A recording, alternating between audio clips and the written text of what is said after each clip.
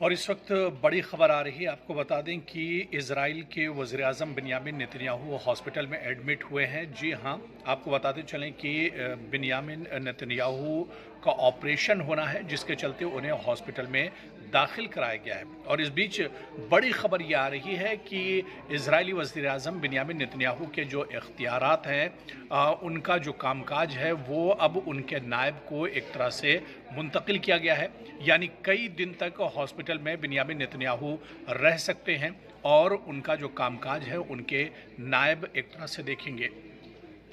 आपको बताते चलें कि कोलोनोस्कोपी के बायस अस्पताल में इजरायली वज़ीर-ए-आज़म बिन्यामिन नेतन्याहू को दाखिल कराया गया है और उनके इख्तियारात भी अब उनके डिप्टी को दिए गए हैं, यानी नायब को दे दिए गए हैं।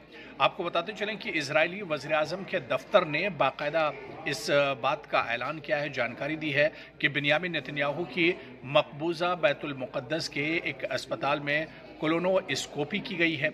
नेतन्याहू के दफ्तर ने बाकायदा ये जानकारी दी है कि उनके जो पर्सनल डॉक्टर हैं, जो उनके ज़ाती डॉक्टर की निगरानी में यह ऑपरेशन किया गया है। इजरायली वज़ीर-ए-आज़म के दफ्तर ने बाकायदा ये भी जानकारी दी थी कि काबीना ने, जो कैबिनेट है नेतन्याहू की, उसने इत्तेफाक किया है कि वज़ीर क़ानून और नायब वज़ीर-ए-आज़म यारियो लोइन को एक तरह से नेतन्याहू के जो इख्तियारात हैं वो दे दिए गए हैं। यानी नेतन्याहू का जो कामकाज है वज़ीर-ए-आज़म नेतन्याहू का, वो उनके नायब एक तरह से देखेंगे।